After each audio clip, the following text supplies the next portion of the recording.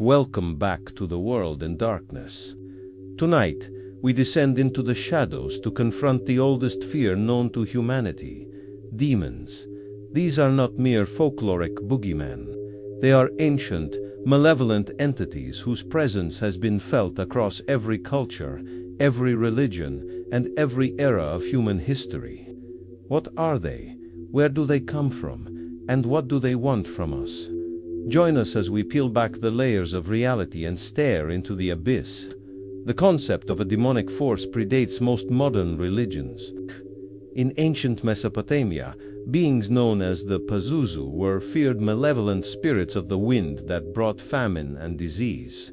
In ancient Persia, the Zoroastrian faith depicted a cosmic struggle between a benevolent god and an evil spirit, Angra Mainyu, whose legion of devas, or demons, sought to corrupt the world.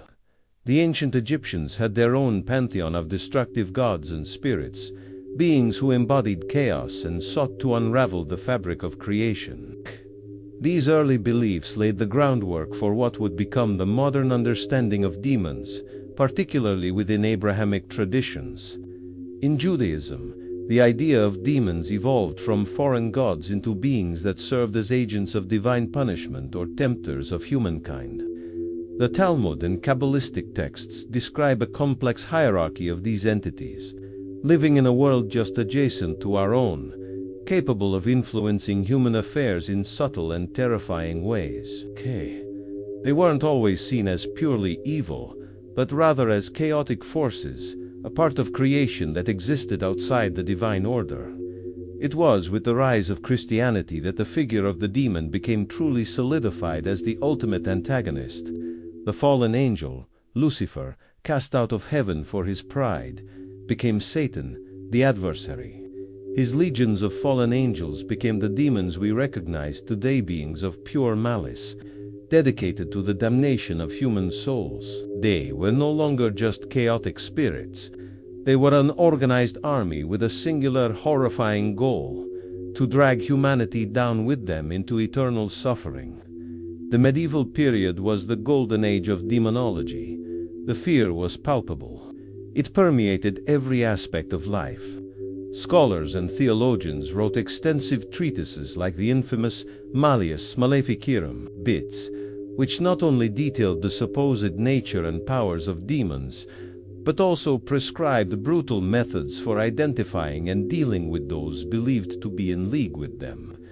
Demons were blamed for everything from crop failures and plagues to personal temptation and madness.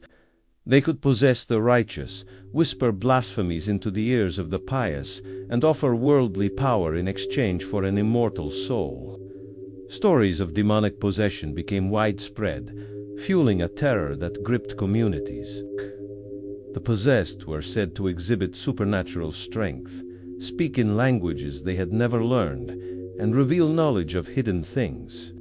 The ritual of exorcism became the Church's ultimate weapon against this invisible enemy. It was a spiritual battle waged for the very soul of an individual. A dramatic and often violent confrontation between the forces of good and evil. Famous cases, some documented with chilling detail, have been passed down through generations, serving as stark warnings of the demonic threat. But what evidence do we have beyond ancient texts and historical hysteria? Many would argue that the demonic presence is still felt today. Modern paranormal investigators and demonologists report encounters that defy rational explanation. They speak of homes plagued by intelligent, malevolent forces that go far beyond a simple haunting. We hear of objects moving on their own with violent intent, disembodied voices that mock and threaten, and physical attacks that leave scratches and bruises on human skin. These phenomena are often preceded by a sense of crushing dread and an unnatural cold, classic signs attributed to a demonic presence. The process of a demonic infestation is often described in stages. It begins with infestation, where the entity makes its presence known through subtle signs, strange noises, fleeting shadows. This escalates to oppression, a direct attack on the inhabitants of a location. The demon seeks to break down their psychological and emotional well-being, feeding on their fear and despair. Tit. This is when the physical attacks and terrifying manifestations begin. The final, most horrifying stage is full possession, where the entity attempts to completely overtake a human host, supplanting their will and consciousness. One of the most chilling aspects of demonic lore is the idea of the demonic pact. The story is timeless. A desperate or ambitious individual summons a demon and strikes a deal. Wealth, power, love, fame all can be granted, but always at a terrible price. Demon is a master of loopholes and fine print, and the ultimate cost is always the individual's soul. Faust, Robert Johnson at the Crossroads, these are more than just stories. They are archetypal warnings about the dangers of seeking shortcuts through dark and forbidden paths. Skeptics, of course, offer alternative explanations. They argue that what we call demons are simply manifestations of the human psyche or fears, our guilt, our repressed desires given monstrous form. Possession can be explained by mental illness, such as schizophrenia or dissociative identity disorder. Poltergeist activity can be attributed to environmental factors or even outright fraud. These are valid and important considerations. The human mind is a powerful and mysterious thing, capable of creating its own heavens and its own hells. Yet, some cases remain profoundly difficult to explain away. Cases where multiple, credible witnesses report the same impossible events. Cases where individuals with no history of mental illness suddenly display knowledge and abilities they could not possibly have. Cases where the intervention of a religious ritual, an exorcism, results in an abrupt and complete cessation of all phenomena. Are these all just coincidence, mass delusion, or is there something more? Something truly ancient and malevolent looking back at us from the dark? Perhaps the true nature of demons is not a matter of either or.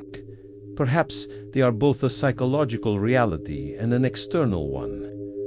Carl Jung spoke of the shadow, the dark, unconscious part of our own personality. Could it be that external, negative entities are drawn to this inner darkness, using our own unresolved issues as a doorway into our world?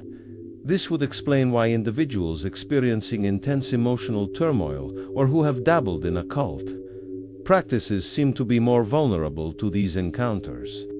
The demon doesn't just knock on the door. We, in our moments of weakness, leave it unlocked. The belief in demons serves a profound human need to give a name and a face to the evil we see in the world and within ourselves. It is a way of externalizing the darkness, of framing the eternal struggle between hope and despair, creation and destruction. But we must be careful. By focusing too much on the monster in the shadows, we risk ignoring the monster that can grow within our own hearts. Whether you believe demons are literal fallen angels or powerful metaphors for our own capacity for evil, their story is a mirror.